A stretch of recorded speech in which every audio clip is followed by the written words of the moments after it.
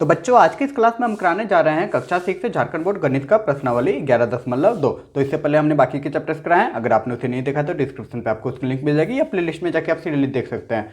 तो इस चैप्टर को बनाने से पहले इस चैप्टर के जो बेसिक नॉलेज होती है वो जान लेते हैं, ज़्यादा समय नहीं लगेगा। और उसके बाद इसी वीडियो में इस चैप्टर के सारे क्वेश्चन को हल कराया जाएगा। तो चलिए बच्चों शुरू करते हैं।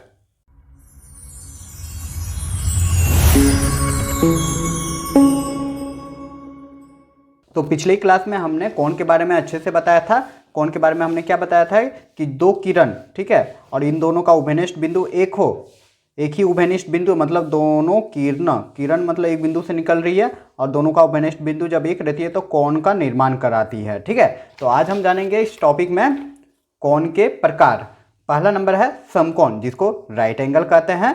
ठीक है, तो समकोण के बारे में आप लोग जानते ही होंगे, या नहीं जानते तो जान लीजिए कि 90 के कोण को समकोण कहते हैं। ठीक है, जब हम प्रकार मतलब चांद से मापेंगे, अगर उसका मान 90 होगा तो उन सारे कोणों को समकोण कहेंगे। तो यहाँ पे आप लोग को दिख रहा है ये आपका 90 का कोण है। उसी प्रकार इस हम आकृति में देखेंगे तो यहाँ पे दो को 90 कोण बन रहा है। इधर भी एक 90 कोण बनेगा, इधर भी एक 90 कोण बनेगा। ठीक है बच्चा, आगे है अगला जो है प्रकार है वो है न्यून कोण। न्यून कोण बच्चा आखिर किसको कहते हैं? जिसको एक्यूट एंगल भी कहते हैं। तो देखो 0 डिग्री और 90 डिग्री के बीच के कोण न्यून कोण होते हैं। ठीक ना, 0 डिग्री और 90 डिग्री के बीच के कोण मतलब 0 से अधिक और 90 से कम। ठीक है, 0 से अधिक और 90 से कम। 0 डिग्री नहीं, 0 डिग्री आप ले लेंगे तो वो कुछ अलग कोण हो जाएगा, 90 डिग्री लिख लेंगे तो वो आपका समकोण हो जाएगा। ठीक है ना, इन दोनों के बीच का जो एंगल रहेगा उसी को ही बोलते हैं न्यून कोण। ठीक है, तो जैसे यहाँ पे 60 डिग्री जो है वो आपका न्यून कोण है, 40 डिग्री जो है वो आपका न्यून कोण है, 30 डिग्री है वो आपका न्यून कोण है। आप कुछ भी ले सकते हैं जो 0 डिग्री और 90 डिग्री के बीच में हो, उसको न्यून कोण कहते हैं। अब अगला देख लेते हैं प्रकार, वो है आपका अधिक कोण, जिसको ऑब्ट्यूज एंगल कहते हैं। तो देखो 90 डिग्री और 180 डिग्री के बीच के कोण को अधिक कोण कहते हैं।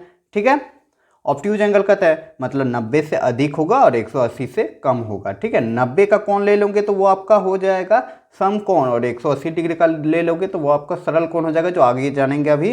तो देखो इन दोनों के बीच में जो एंगल रहेगा उन सारे एंगल को अधिक कोण कहते हैं। जैसे 130 डिग्री है, ये आपका 90 और 180 के बीच में है।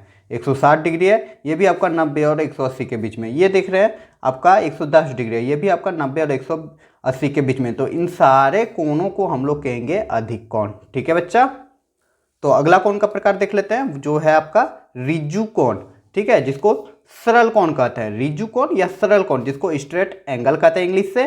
तो ऋजु कोण किसको कहते हैं? 180 डिग्री के कोण को ऋजु कोण कहते हैं। सिंपल सा एक सीधा लाइन खींच देंगे ना और इसमें जो कोण बनेगा वो 180 बनेगा। ठीक है, टोटल हो जाता है 360, 180 180 360 होता है। ठीक है, तो एक सरल कोण दो समकोण के बराबर होता है, इसको जरा समझिएगा। ठीक है, सरल कोण जैसे हम यहाँ पे खींच दे रहे एक सरल कोण, ठीक है, दो समकोण के बराबर हो जाएगा। ये 90 डिग्री और इधर भी 90 डिग्री, इन दोनों को जब हम जोड़ देंगे तो क्या हो जाएगा? 90 90 180 के बराबर हो जाएगा। तो वही कह रहा है कि एक सरल कोण दो समकोण के बराबर होता है। इससे आपका क्वेश्चन है। आगे चलिए देख लेते हैं पांचवा जो टॉपिक है, पांचवा टाइप जो है पूर्ण कोण या संपूर्ण कोण, जिसको कंप्लीट एंगल कहते हैं। ठीक है, पूर्ण या संपूर्ण ये दो नाम हो सकते हैं। तो 360 के कोण को संपूर्ण कोण कहते हैं। तो हमने अभी जस्ट बताया कोण कैसे निर्माण होता है। दो किरण होता है, एक किरण चलो हमने ये मान लिया 0 से गया और दूसरा किरण ये हमने मान लिया। ठीक है, तो इसको O, इसको A, इसको B मान लिया है। ठीक है, दो किरण है। अब देखो एक किरण यहाँ से, एक किरण जो है A जो है पूरा कंप्लीट करके फिर B पे आ गया। ठीक है, मतलब कंप्लीट करके फिर आ गया B पे। समझ में आ रहा है? ये पूरा चक्कर जो लगाया उसी को बोलते हैं 360 डिग्री। ठीक है, और एक घूर्णन एक संपूर्ण कोण कहलाता है, ये चीज़ लिखा हुआ है। उम्मीद करूंगा समझ गए होंगे। ठीक ना, मतलब A से स्टार्ट होके फिर A तक आ गया, मतलब B तक आ गया। दो रेखा जो है तो B को हमने रखा और A को घुमा घुमा के फिर B तक ले आने, तो टोटल एक चक्कर लगा लिया तो कितना डिग्री बन गया? यहाँ पे 360 डिग्री बन गया, और इसी को बोलते हैं संपूर्ण कोण। अगला जो टॉपिक बन रहा है वो है शून्य कोण, जीरो एंगल। ठीक ना, जीरो एंगल मतलब आप नाम से ही समझ गए होंगे कि जीरो के कोण को शून्य कोण कहते हैं। जैसे O और A हमने एक मान लिया किरण और दूसरा किरण मान ले रहा है B। ठीक है, दो किरण का उभयनिष्ठ बिंदु देखो एक ही जगह है। अब होता ये कि किरण जो बी है ये कहीं भी घसका नहीं, जहाँ का था वहीं का है, मतलब एक जरा भी यहाँ पे घसका नहीं, इसलिए इसको बोलेंगे 0 डिग्री। ठीक ना, 0 डिग्री, चलो 0 को ही 0 डिग्री कर दे रहे हैं। ठीक है, यही हो जाता है शून्य कोण। प्रतिवर्ती कोण जिसको रिफ्लेक्सिव एंगल कहते हैं। रिफ्लेक्सिव एंगल मतलब प्रतिवर्ती कोण किसको बोलते हैं, जो 180 और 360 के बीच का कोण प्रतिवर्ती कोण कहलाता है। जो 180 और 360 के बीच में हो, मतलब 180 से अधिक हो। 180 का कोण क्या होता है, एकदम सीधी रेखा हो गया, इसको 180 बोलते हैं। और 360 क्या था, अभी हम लोग जाने, पूरा चक्कर लगा लेगा तो 360 हो जाएगा।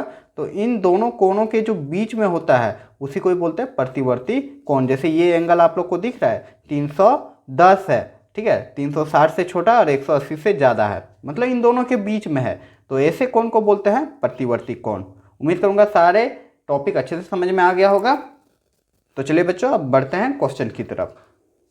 तो बच्चा पहला नंबर क्वेश्चन कह रहा है कि बॉक्स में बने विभिन्न कोणों को परिमाण के आधार पर बढ़ते क्रम में सजाइए। तो यहाँ पे जो कुछ कॉन्स दिए गए हैं, टोटल कितने कॉन्स दिए गए हैं, देखो 9 नंबर तक दिया गया है। ठीक है, तो इन सारे कोणों के परिणाम के आधार पर, मतलब मान के आधार पर, इसका कितना मान है कोण का, उसके आधार पर बढ़ते क्रम में सजाना है। तो सबसे पहले कोण का हमको मान ज्ञात करना पड़ेगा। तो कैसे हम मान ज्ञात करेंगे, तो देखिए सारे फिगर को चांद से आप लोग माप लीजिएगा। तो चलिए मापते हैं। तो देखो दूसरा नंबर हम माप रहे हैं। ठीक है, चांद की सहायता से, मेरा चांद थोड़ा गंदा है इसलिए आप लोग को शायद ना दिखता हो, लेकिन फिर भी कोशिश करूँगा। देखो यहाँ से जब हम लोग माप रहे हैं, 0 पे रख के मापने, उम्मीद करूँगा कि आता ही होगा।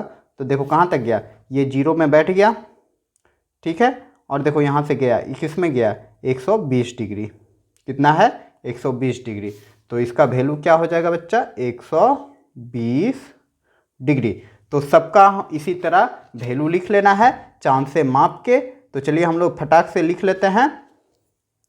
तो बच्चा जब एक नंबर का हम लोग माप रहे हैं तो इसका वैल्यू आ गया आपका 30 डिग्री। ठीक है, आप लोग अच्छे से माप लीजिएगा।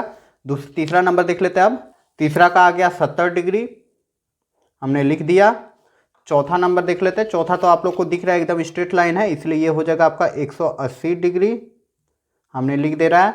देखो ये तो दिख रहा है ना, ये 90 है आपका। ठीक है, इस तरह का जब भी इस तरह का मतलब आपका स्क्वायर टाइप का यहाँ पे बनेगा तो वह आपका 90 डिग्री होता है। ठीक है, तो इसको हम लोग 90 डिग्री लिख ले रहे हैं। आगे ये वाला देख रहे हैं, इसको चलिए माप लेते हैं। तो देखिए कैसे मापते हैं, देखिए यहाँ पे रख दे रहे हैं, ये हो गया। ये देखो ये दिख रहा है, इधर से स्टार्ट हुआ 0, 10, 20, 30, 40, 50, 140 और 150 के बीच में है ये एरो, मतलब 145 तक गया है। ठीक है, 140 और 150 आप लोग को दिख रहा है कि नहीं, पर आप लोग शायद देख ले रहे होंगे, ये 145 आ रहा है। ठीक है, तो यहाँ पे लिख देते हैं हम 145 डिग्री। ठीक है, उसी प्रकार ये जो आपका कोण है, आपका कौन सा नंबर है, 7वां नंबर वाला, ये देखो चौरभुजा मतलब वर्ग टाइप का है, इसलिए ये आ जाएगा आपका 90 डिग्री। उसके बाद इसको माप लेते हैं। तो ये आप लोग चलिए देख लेते हैं पहले 9वां नंबर। ये देखो यहाँ से पूरा घेर आ गया है, तो ये 360 डिग्री जस्ट हमने बताया था। ठीक है, तो 360 डिग्री हो जाएगा। और इसको मापते हैं, चलिए माप लेते हैं जी। कितना आ जा रहा है आपका, ये आपका आ जा रहा है, देखो यहाँ से गया और यहाँ से गया, कहाँ पे आया, 150 में, तो ये 150 है। तो सारे कोणों को हमने माप लिया और उसका नाम लिख लिया। अब चलिए देख लेते हैं कि सबसे बड़ा कौन है और सबसे छोटा कौन है। तो सबसे छोटा यहाँ पे 30 है, उसके बाद देख रहे हैं तो आपका आ गया 70, मतलब पहले एक नंबर, फिर तीसरा नंबर 70 आ जाएगा। उसके बाद आपका आ जाएगा कौन सा, आपका 90 और 90, दोनों 90 आ जाएगा। उसके बाद आपका आ जाएगा कौन आ जाएगा, 120 वाला, उसके बाद 150 और लास्ट में 120 आएगा। उसके बाद 145 आ जाएगा, उसके बाद 150 आ जाएगा, फिर 360 आ जाएगा। ठीक है, तो चलिए इसको बढ़ते क्रम में लिख लेते हैं। तो कैसे लिख लेंगे बच्चा, आंसर लिख लेंगे। ठीक है, और हम लोग कर लेते हैं। सबसे पहला आ गया 30 डिग्री। ठीक है, एक नंबर है आपका, पहला है 30 डिग्री, तो एक नंबर हो जाएगा। चलिए 30 डिग्री हम लिख भी देते हैं, तब अच्छा से समझ में आ जाएगा। ठीक है, दूसरा नंबर क्या हो जाएगा, दूसरा जो है बढ़ते क्रम में सबसे छोटा एक नंबर है और फिर 70 डिग्री है, तो हम लिख देंगे तीसरा नंबर क्या हो जाएगा आपका 70 डिग्री। ठीक है। उसके बाद क्या हो जाएगा, उसके बाद आपका क्या दिख रहा है, 70 है, फिर 70 के बाद 90 वाला ही है, तो पहले 5 नंबर लिखेंगे, उसके बाद फिर लिखेंगे 7 नंबर। तो चलिए 5 नंबर लिख लेते हैं, ऐसे कोमा देते जाइएगा, ठीक है। 5 नंबर आपका क्या हो जाएगा, 90 डिग्री, फिर आपका 5 नंबर, दोनों तो एक साथ है ना, 7 नंबर सॉरी, ये भी आपका 90 डिग्री है, ठीक है। बढ़ते क्रम बढ़ते जा रहा है।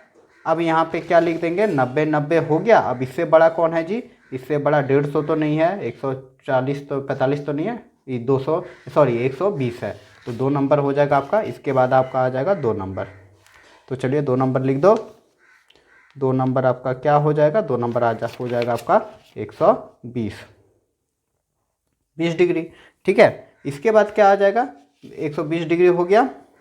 अब इससे बड़ा कौन है, 120 से बड़ा है आपका 150 की 145, तो 145 वाला 145 आपका छठा नंबर है, तो यहाँ पे छठा नंबर लिख दे रहे हैं। छठा नंबर आपका हो जाएगा 145 डिग्री। और फिर 145 के बाद अभी हमने देखा 7वां नंबर, जो कि 8वां नंबर है 150 डिग्री, तो 8 नंबर वाला हम लिख देंगे 7 8। 8 नंबर आपका क्या हो जाएगा, 150 डिग्री, ठीक है। और सबसे लास्ट में जो बच गया, क्या बच गया, 9 नंबर आपका कितना है जी, 9 नंबर है 360, ठीक है। तो लिख देंगे 360, और यही हो जाएगा आपका आंसर। उम्मीद करूँगा समझ गए होंगे। चलिए अब देखते हैं दूसरा नंबर।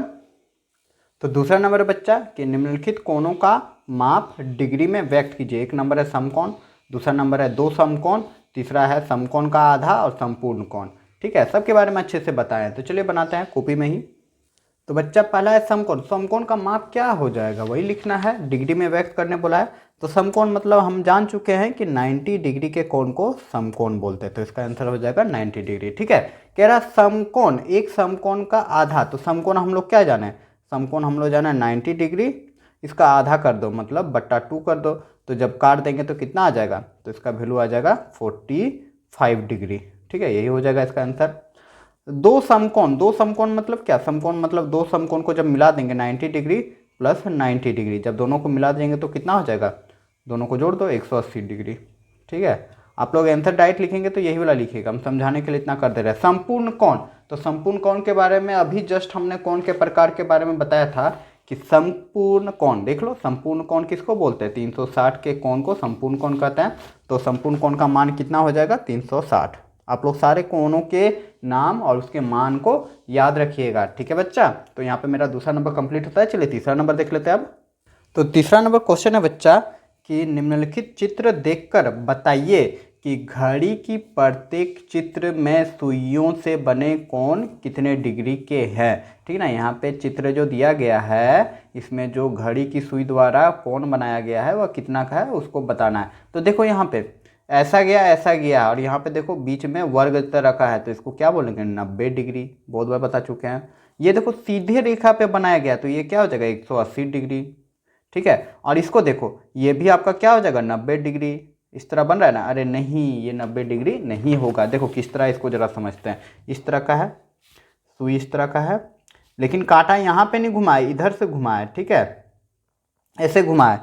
अगर यहाँ पे रहता ये वाला कौन रहता तो ये 90 डिग्री हो जाता, ये क्या होता है 90 डिग्री, ठीक है। लेकिन हमको ये वाला कोण निकालना है, तो ये वाला कोण क्या हो जाएगा, हम लोग जानते हैं पूरा कोण, संपूर्ण कोण का मान कितना होता है 360 होता है ना। तो 360 डिग्री और ये 90 जो बच गया है इसको घटा दो, 90 जब घटा देंगे तो ये वाला कोण निकल जाएगा ना, ये वाला निकलेगा ना, 90 को घटा देंगे, टोटल होता है 360, ये देख रहे हैं 90 है, ठीक है। लेकिन ये वाला हमको निकालना है, तो 90 घटा दो तो कितना हो जाएगा 270 डिग्री, ठीक है। आप लोग घटा दीजिएगा, 270 डिग्री इसका वैल्यू हो जाएगा। उम्मीद करूँगा समझ गए होंगे। और यहाँ पे चौथा नंबर में देखो क्या है, पूरा घूम गया, यहाँ से यहाँ तक घूम गया, मतलब 360 डिग्री। तो चलिए सबका नाम लिख लेते हैं। तो एक नंबर का माप क्या हो जाएगा, एक नंबर का माप आपका तो दिख ही रहा है, ये हो जाएगा आपका 90 डिग्री, तो 90 डिग्री हम लोग लिख दे रहे हैं। दूसरा नंबर का माप हमने क्या जाना 180 डिग्री, ठीक ना, सरल कोण है, ठीक है, सरल कोण या रिजु कोण कह सकते हैं आप। और तीसरा नंबर कोण का माप आप लोग को क्या बताएं 270 डिग्री हो जाएगा। और लास्ट जो चौथा नंबर में है पूरा घूम जा रहा है, तो इसका माप क्या हो जाएगा 360। तो इसका माप हम लोग लिख देंगे 360 डिग्री। तो आपका क्वेश्चन नंबर 3 भी कंप्लीट होता है। उम्मीद करूँगा समझ गए होंगे। तो चलिए अब देखते हैं अगला क्वेश्चन। तो क्वेश्चन नंबर 4 है बच्चा कि निम्नलिखित प्रत्येक कोणों को देखकर बताइए कि ये कोण किस प्रकार के कोण है, अर्थात वह न्यून कोण है, अधिक कोण है या सम कोण है। तो न्यून कोण मतलब बता चुके हैं, 90 से कम वाले कोण को न्यून कोण कहते हैं। अधिक कोण मतलब 90 और 180 के बीच वाले कोण को अधिक कोण कहते हैं। और सम कोण मतलब 90 वाले कोण को। तो यहाँ पे हमने देख रहे हैं, यहाँ पे इसको जब मापेंगे तो ये 90 डिग्री होगा, क्योंकि यहाँ पे देखो सिंपल, यहाँ जो हम बताएं ना कि वर्ग टाइप का जब बन जाएगा तो वो समकोण का इंडिकेट करता है, चिन्ह होता है। तो आपका यहाँ पे कोण का नाम लिखना है, तो कौन सा कोण हो जाएगा, तो ये हो जाएगा आपका समकोण। हम यहीं पे लिख दे रहे हैं, आप लोग यहाँ पे लिख लीजिएगा कोण का नाम देख के, ठीक है। तो ये हो जाएगा आपका समकोण, ठीक है बच्चा।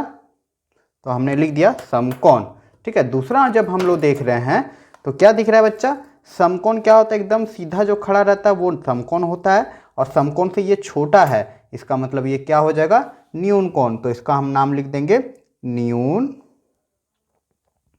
कोण। क्लियर बच्चों।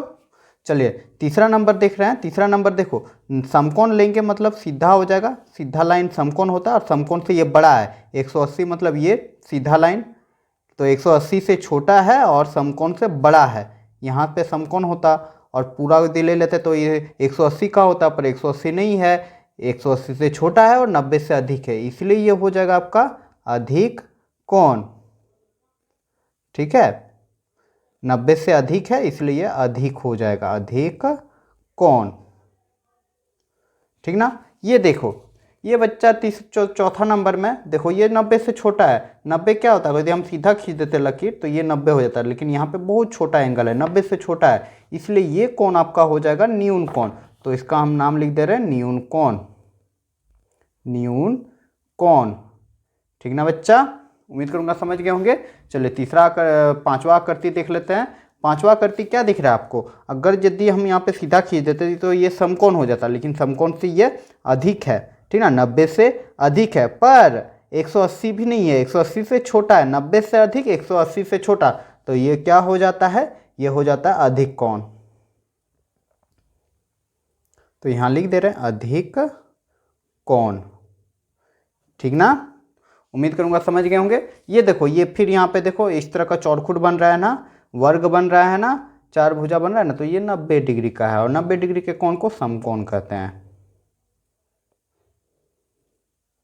क्लियर। चलिए और दो गो है वो देख लेते हैं। ये देखो 90 से अधिक है, 90 रहता तो क्या होता है, सीधा रहता है, इस तरह का बना रहता, लेकिन ये 90 से अधिक है और 180 से कम है, इसलिए ये हो जाएगा आपका क्या, ये हो जाएगा अधिक कोण। तो इसका भी नाम लिख दे रहे हैं अधिक कोण। क्लियर। और इस कोण का नाम क्या हो जाएगा, ये देखो 90 रहता परपेंडिकुलर रहता तो इस तरह सीधा रहता, लेकिन ये 90 से छोटा है, इसलिए ये कोण हो जाएगा आपका न्यून कोण। 90 से छोटे वाले कोण को न्यून कोण कहा जाता है। क्लियर। तो यहाँ पे मेरा क्वेश्चन नंबर 4 कंप्लीट होता है। उम्मीद करूंगा समझ गए होंगे। चलिए नेक्स्ट देख लेते हैं। नेक्स्ट है कि निम्नलिखित कथन सत्य या असत्य है, बताइए। सत्य है तो टी लिखना है, असत्य है तो एफ लिखना है, ठीक है, यही चीज का है। तो यहाँ पे कह रहा है पहला नंबर कि एक न्यून कोण का माप 90 से क्या होता है, छोटा होता है। अगर हम कोई कोण ले रहे हैं, ठीक है, कोई कोण ले रहे हैं, कोण ए हम मान ले रहे हैं, तो कोण ए का मान जो है 90 से क्या है, 90 से छोटा है, 90 से छोटा है, तो न्यून कोण कहलाता है। न्यून कोण का माप क्या होता है, 90 से छोटा होता है। तो ये एंगल आप लोग समझ रहे हैं ना, जिधर मुंह खुला हुआ है उधर बड़ा होता है। तो यहाँ पे देखो एक कोण हम ले रहे हैं ए डिग्री, ठीक है, ए डिग्री का मान 90 से क्या है, छोटा है। तो 90 से जितने भी छोटे कोण होते हैं वो आपका न्यून कोण होता है। तो एक नंबर है, एक न्यून कोण का माप 90 से छोटा होता है, तो सही बात है। तो ये हो जाएगा टी, टी फॉर ट्रू, मतलब सत्य। अगला क्वेश्चन है 2 नंबर कि एक अधीन कोण का माप 90 से छोटा होता है। नहीं बच्चा, अधिक कोण का माप जो होता है वह 90 से बड़ा होता है। अगर कोई कोण है ए हम मान ले रहे हैं, ठीक ना, तो अधिक कोण का जो माप होता है वो 90 से बड़ा होता है पर 180 से छोटा होता है। तो ये आकृति समझ में आ रहा है, मतलब ये जो बीच वाला एंगल हमने माना है ये 90 से बड़ा है पर 180 से छोटा है, तो यही हो जाएगा अधिक कोण। तो एक अधिक कोण का माप 90 से छोटा है, तो ये हो जाएगा गलत। तो यहाँ क्या लिख देंगे एफ, ठीक ना, ये हो जाएगा फॉल्स, क्योंकि अधिक कोण का माप 90 से बड़ा होता है और 180 से छोटा होता है। अगला क्वेश्चन है 3 नंबर कि एक प्रतिवर्ती कोण का माप 180 से बड़ा होता है। प्रतिवर्ती कोण आखिर कहते किसको है बच्चा? तो देखो हमने बताया था प्रतिवर्ती कोण के बारे में, रिफ्लेक्सिव एंगल जिसको कहते हैं, क्या होता है 180 से बड़ा और 360 से छोटा, मतलब 180 और 360 के बीच का कोण को प्रतिवर्ती कोण कहते हैं। तो 180 और 360 के बीच का कोण को कहते हैं। तो यहाँ पे कह रहा है कि प्रतिवर्ती कोण का माप 180 से बड़ा होता है, तो क्या ये सही है?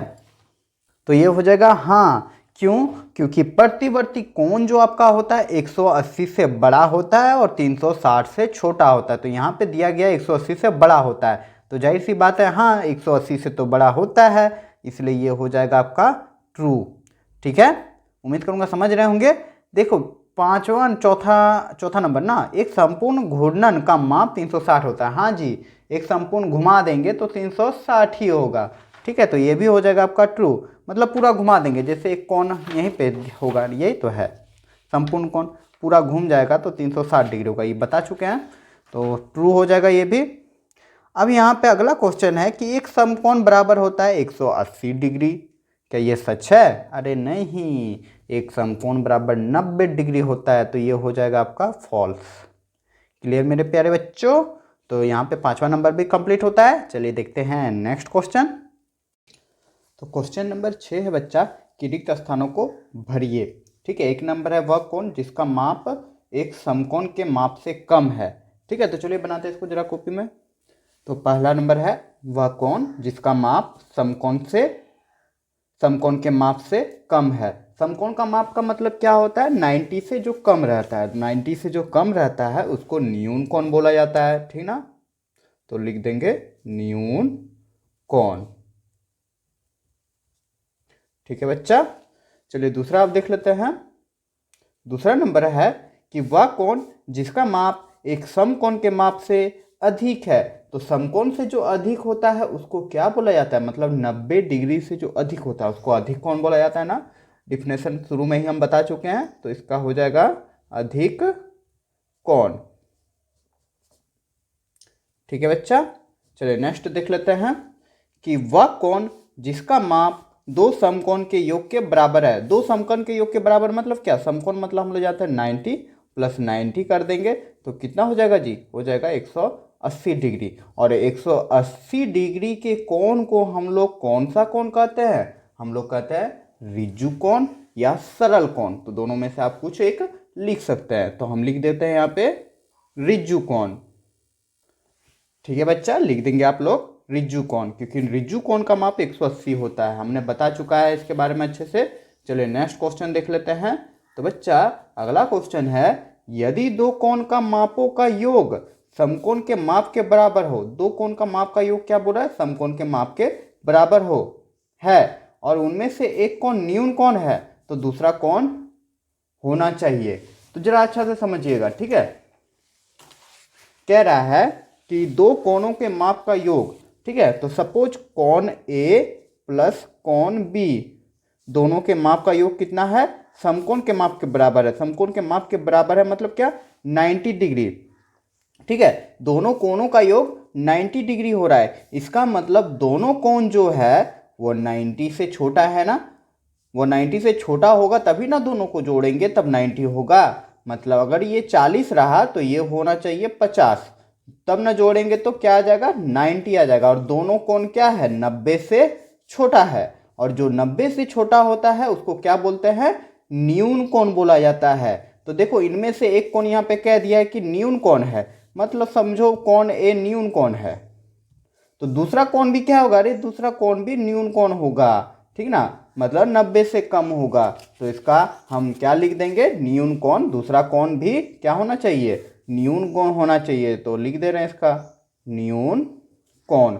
उम्मीद करूंगा बच्चों कि समझ गए होंगे। चलिए नेक्स्ट देख लेते हैं। तो अगला क्वेश्चन है कि दो कोण, यदि दो कोणों का मापों का योग, ठीक ना, माप का योग एक रिज्जु कोण के माप के बराबर है। रिज्जु कोण मतलब जिसका माप 180 है, ठीक है।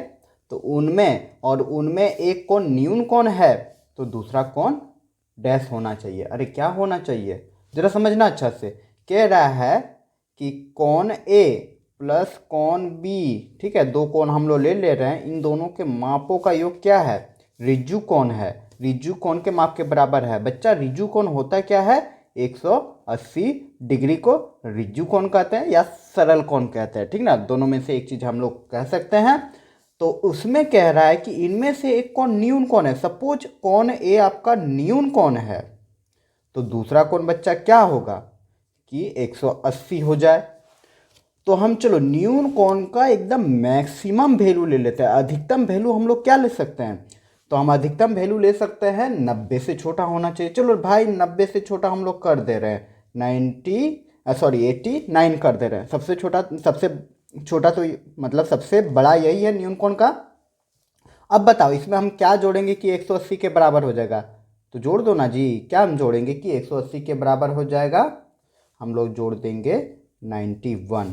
तो देख लो 89 और 91 को जब जोड़ देंगे तो 9 1 10 के 0, हाथ में रहा 1, 9 और 8 हो जाएगा 17 और 1 18, 180 के बराबर हो जा रहा है ना। तो दूसरा कोण 91 होना चाहिए। और 91 कौन सा कोण है जी, 90 से अधिक है। और 90 से जब अधिक होता है तो उसको बोलते हैं हम लोग अधिक कोण। उम्मीद करूंगा समझ गए होंगे। तो न्यून कोण का सबसे ज़्यादा वैल्यू ले रहे हैं तो हमको अधिक कोण मिल रहा है, ठीक ना। अधिक कोण का सबसे कम वैल्यू 90 से बड़ा, देखो 91 आ रहा है। तो इसका मतलब क्या हो गया बच्चा कि एक अगर न्यून कोण है तो दूसरा कोण आपका अधिक कोण होगा, तभी यह 180 के बराबर होगा। उम्मीद करूंगा समझ गए होंगे। अगर अभी भी कोई दिक्कत दुख तकलीफ है तो आप लोग कमेंट करके ज़रूर बताएं, ठीक है बच्चा लोग। तो यहाँ हम लोग क्या लिख देंगे, अधिक कोण। चलिए बच्चा अब देखते हैं नेक्स्ट क्वेश्चन। प्रश्न संख्या 7 है कि नीचे दी गई आकृति में प्रत्येक कोण का माप ज्ञात कीजिए। यहाँ पे जो आकृति दिया गया है इसमें कोणों का माप कितना है वो ज्ञात करना है। पहले देखकर आकलन कीजिए, मतलब देखकर समझो कितना माप हो सकता है, फिर चांद का उपयोग करो। तो देखो देख के हमको समझ में आ रहा है, यहाँ पे 0 हो जाएगा, यहाँ पे 180 हो जाएगा, ठीक ना। और बीचों बीच जो होगा वो 90 होगा। अब देखो 90 और 0 के हमको लग रहा है बीच में है, मतलब 45 हो सकता है। बीच में है जी, देख के लग रहा है थोड़ा कम है, या तो 30 हो सकता है या 45 हो सकता है, ठीक है। तो चलिए अब चांद से मापते हैं। तो बच्चा चांद ले लेना और माप लेना। तो बच्चा ये रहा चांद। मेरा चांद थोड़ा पुराना है तो हो सकता है आप लोग को शायद ना दिखे, फिर भी मैं कोशिश करूँगा। देखो है जी, ये मप गया, दिख रहा है, नहीं दिख रहा है ना, अच्छा दिख रहा होगा। देखो ये गया, मिल गया इसमें। और ये देखो एरो जा रहा है, किस में जा रहा है जी, सीधे गया। देखो यहाँ 40 है, यहाँ 50 है, दिख रहा है। 40 और 50 के एकदम बीचों बीच है, मतलब क्या होगा 45। तो अंदाज़ा हमने सही लगाया था। तो इसका माप क्या हो जाएगा 45। तो कोण का माप हम लोग लिख देंगे कि कोण का माप लिख देना 45। तो हम यही लिख दे रहे हैं इसी जगह पे 45 डिग्री, ठीक है बच्चा। चलिए दूसरा वाला देख लेते हैं। तो दूसरा वाला हमको दिख रहा है यहाँ पे 90 होना चाहिए और 90 से कुछ ज़्यादा है, ठीक ना। 90 से कुछ जाएगा तो हो सकता है 90 100 110 लग रहा है शायद। चलो नाप के देखते हैं। तो नाप लीजिएगा, देखो दिख रहा है ना। चलिए नाप रहे, अरे नाप लो। देखो यहाँ पे कहाँ गया, एकदम 110 पे गया। देखो ये मिल के गया। और ये देखो ये एरो है ना, कहाँ पे जा रहा है जी 110। देखो 110 है ना, दिख रहा है 110। तो यहाँ पे हम लोग क्या लिख देंगे 110 डिग्री, ठीक ना। ऐसे आकलन करना है। ये तो देख के लग रहा है 90 डिग्री है, क्योंकि यहाँ पे देखो क्या बना हुआ है, इस टाइप का है। जब एंगल का आकृति रहता है तो वह 90 डिग्री होता है, तो इसको 90 डायरेक्ट लिख दो। इसको चलो इसको देखते हैं। तो देखो बीच में 90 है, यहाँ पे 180 है। 90 और 180 के लगभग बीच में है, तो क्या हो जाएगा जी 175। चलो देख लेते हैं, मिला लो। ओ सॉरी सॉरी, इस बार 175 कैसे बोल दिया जी, 120 और 90 के बीच में है तो हो जाएगा।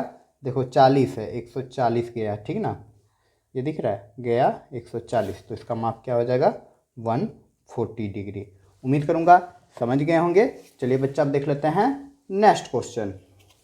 तो अगला क्वेश्चन है कि नीचे की चित्र को देखकर लिखिए कि दिए गए कोण आसन कोण है या नहीं। हाँ तो बच्चा आसन कोण किसको कहते हैं वो पहले समझ लेते हैं। तो आप ही का बुक में दिया गया है 196 पेज में आसन कोण या संगलन कोण या आसन कोण, जिसको एडजस्ट एंगल कहते हैं। आखिर आसन कोण होता क्या है जरा रफली समझ लेते हैं, ठीक है। तो देखो हम कोण बना रहे हैं, समझना, हमने कोण बना दिया, ठीक है। इसका नाम लिख दो ABCD, हमने नाम लिख दिया। जरा समझना, बहुत दिक्कत होता है इनमें बच्चों को, आसन कोण आखिर कहते किसको है, और दो आकृति बना दे रहे हैं। चलिए एक कोण हम चलो ऐसे ही मान लेते हैं, ठीक है। इसको ABCD, ठीक है। तो बच्चा यहाँ पे लिखा गया है कि यदि दो कोण का शीर्ष बिंदु एक हो, शीर्ष बिंदु मतलब जहाँ से सभी कोण निकला है, जहाँ से सारे जो रेखाएं वो निकली है। जैसे यहाँ पे देखो शीर्ष बिंदु क्या है, A है, इसमें भी क्या है, A है, शीर्ष बिंदु तो एक है।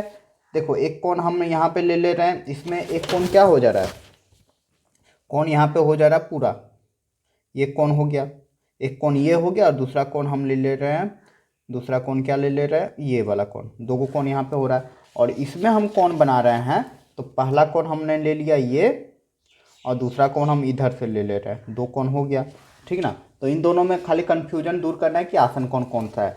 जरा सा पेशेंस रखना, ठीक ना, धैर्य बना के रखे। कुछ सीखना है तो धैर्य तो बनाना ही पड़ेगा। देखो कह रहा है कि क्या कह रहा है, यदि दो कोण का शीर्ष बिंदु एक है, तो दोनों में देखो शीर्ष बिंदु एक है, ठीक है।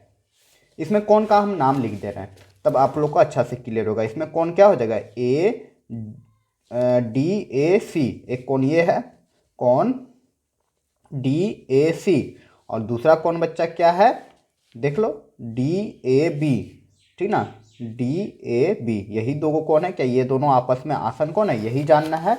और इसमें जो दो कोण बन रहा है आपका कोण DAC, और दूसरा कोण बन रहा है कोण BAC। आप लोग को दिख रहा है DAC, एक कोण ये बन गया और दूसरा कोण बन गया BAC, दो कोण बन गया। ये दोनों में आसन कोण कौन है वही हम लोग को देखना है। तो यहाँ पे डिफिनेशन और एक बार अच्छा से देख लेते हैं। कह रहा है कि उभयनिष्ठ जिसका शीर्ष बिंदु एक है और एक भुजा उभयनिष्ठ हो। उभयनिष्ठ मतलब ऐसा भुजा जो दोनों में है। तो यहाँ पे हम जब ये कोण देख रहे हैं, इसमें यहाँ से यहाँ तक गया, ठीक ना, और फिर यहाँ से यहाँ तक गया, तो इसमें उभयनिष्ठ भुजा है, मतलब जो दोनों में है। तो देखो ये वाला जो आपका है भुजा, ये आपका कोण DAC में भी आ रहा है और DAB में भी आ रहा है, ये वाला भुजा, ठीक ना, मोटा कर दे रहे हैं। और इसमें कौन भुजा है, इसमें आपका बीच वाला भुजा, ठीक ना, दोनों कोण में आ रहा है ये बीच वाला भुजा। आप लोग को समझ में आ ही रहा होगा। देखो DAC में AC आ रहा है और BAC में भी AC आ रहा है। ये भुजा दोनों में कॉमन है, मतलब उभयनिष्ठ है। और कह रहा है कि इन दोनों कोणों के अन्य भुजाएं उभयनिष्ठ भुजा के एक और ना हो तो ये कोण संगलन कोण या आसन कहलाता है। मतलब यहाँ पे जब हम देख रहे हैं तो उभयनिष्ठ भुजा में एक कोण बन रहा है और दूसरा कोण ऐसे बन रहा है, मतलब दोनों जो यहाँ पे कोण बन रहा है वह दोनों एक ही और बन रहा है। देखो एरो से समझ में आ रहा है कि इसी साइड बन रहा है, तो ये आपका आसन कोण नहीं होगा। लेकिन इसमें हम देख रहे हैं तो एक कोण जो है आपका उभयनिष्ठ भुजा के अगल है और दूसरा उसके बगल है। अगल मतलब लेफ्ट राइट आप लोग कह सकते हैं, ठीक ना। तो उभयनिष्ठ भुजा के दोनों ओर जब कोण बनता है तो उसको बोलते हैं आसन कोण। उम्मीद करूंगा समझ गए होंगे। तो आपका ये आसन कोण होगा। उभयनिष्ठ भुजा के दोनों ओर जब कोण बनेगा और उभयनिष्ठ भुजा के एक ही ओर जब कोण बनेगा तो वो आसन कोण नहीं कहलाता है। उम्मीद करूंगा कि आप लोग डिफिनेशन मतलब अच्छे से समझ गए होंगे कि आसन कोण में क्या डिफरेंस होता है जब दो कोण रहता है। तो यहाँ पे आप चलिए देखते हैं क्वेश्चन को। कह रहा है कि नीचे दी गई चित्र को देखकर लिखिए कि दिए गए दो कोण आसन कोण है या नहीं। तो पहला कोण देख रहे हैं, पहला कोण क्या है, पी ओ क्यू। अरे देखो P O Q, P O Q, ठीक है। और Q O R, Q O R, यही है ना, पी ओ क्यू और क्यू ओ आर। इसमें हम जब देखेंगे तो उभयनिष्ठ भुजा आपका ये है और दोनों कोण अगल बगल है। तो हम क्या लिख देंगे कि हाँ यह आसन कोण है, ठीक है। दूसरा वाला हम देख ले रहे हैं कि यह है या नहीं। देख रहे हैं पी ओ आर, चलो देखो जी, पी ओ आर और दूसरा है Q O R, Q O R. दोनों में जो उभयनिष्ठ भुजा इस बार ये वाला है और दोनों एक ही साइड बन रहा है। एक कोण बन रहा है यहाँ से और दूसरा कोण बन रहा है ऐसे। तो ये आपका नहीं होगा, ठीक है। अब तीसरा वाला देख लेते हैं, पी ओ आर। चलो देखो जी, पी ओ आर और दूसरा कोण देख लेते हैं P O Q, P O Q. तो इस बार उभयनिष्ठ भुजा बताओ बच्चा। देखो पी ओ आर और पी ओ क्यू दोनों का उभयनिष्ठ भुजा आपका पी ओ है और दोनों जो कोण बन रहा है वह अगल बगल नहीं है, पी ओ के अगल बगल नहीं है, दोनों एक ही और है। तो ये भी आपका नहीं होगा। उम्मीद करूंगा कि ये समझ गए होंगे। तो अगला प्रश्न है कि संगलन आकृति में कौन कौन से आसन कोण है लिखिए। तो यहाँ पे एक आकृति दिया गया है, इसमें आसन कोण को लिखना है। सिंपली बहुत इजी तरीके से बन जाएगा, जरा समझना। देखो हमको शीर्ष बिंदु तो एक ही दिया हुआ है और हमको बीच में लाना है एक जो उभयनिष्ठ भुजा होगा। तो उभयनिष्ठ भुजा हम ले रहे हैं ओ बी, ठीक ना। तो हम क्या लिख सकते हैं, ए ओ बी। तो पहला जो हम लिख सकते हैं कोण ए ओ बी और दूसरा क्या लिख देंगे, सी ओ बी, ठीक है, या बी ओ सी, दोनों में से कुछ एक लिख सकते हैं। तो लिख देंगे कोण बी ओ सी, ठीक है। तो बन गया।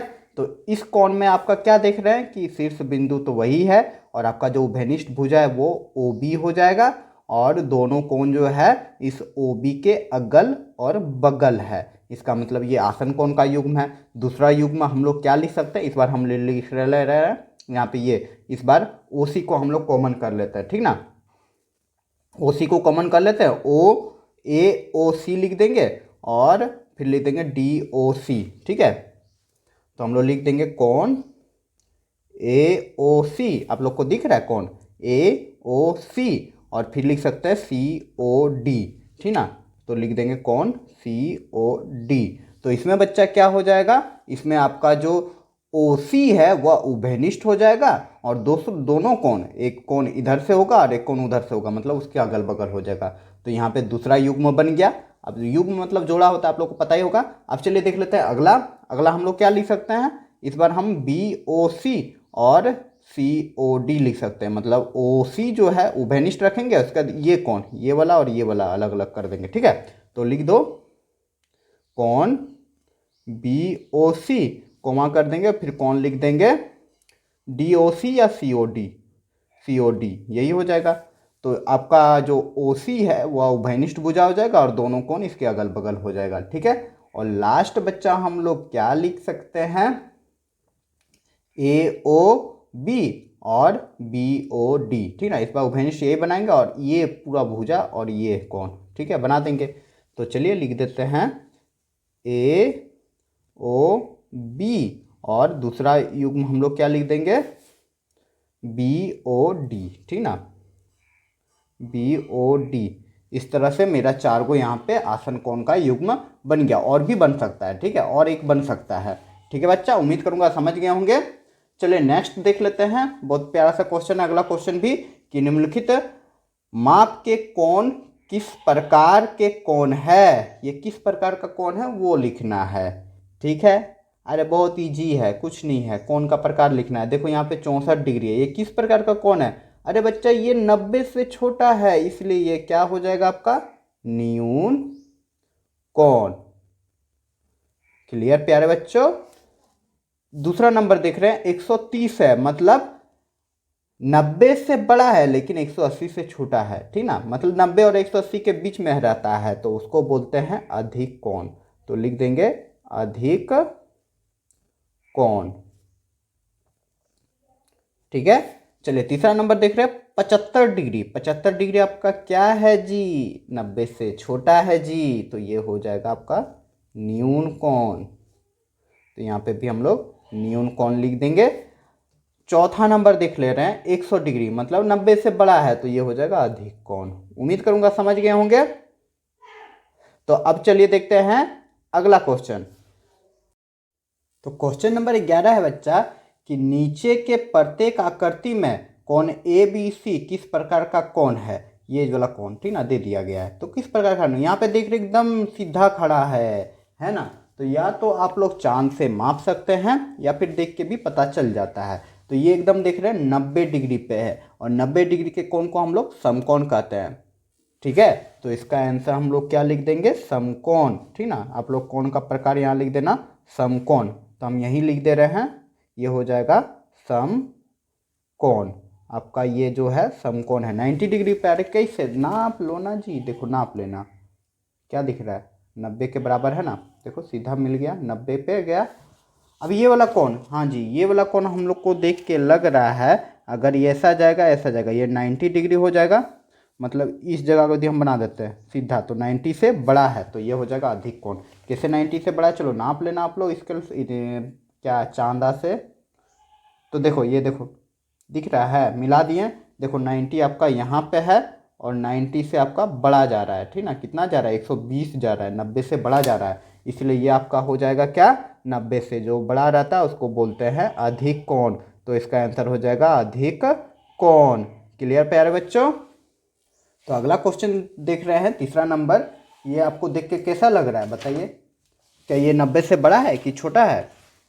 तो हमको लग रहा है कि यह 90 से शायद बड़ा है, थोड़ा सा बड़ा होगा 90 से शायद। चलिए नाप लो, इस तरह तो देख के मुश्किल थोड़ा होता है, तो देखो हम इसको माप ले रहे हैं।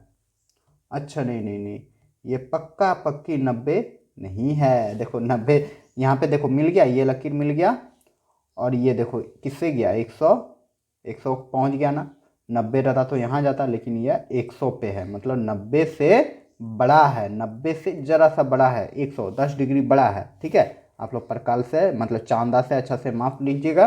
तो ये 90 से बड़ा है, 100 डिग्री पे है। जब 90 से बड़ा हो जाएगा तो ये कौन सा कोण हो जाएगा जी, 90 से अधिक, मतलब अधिक।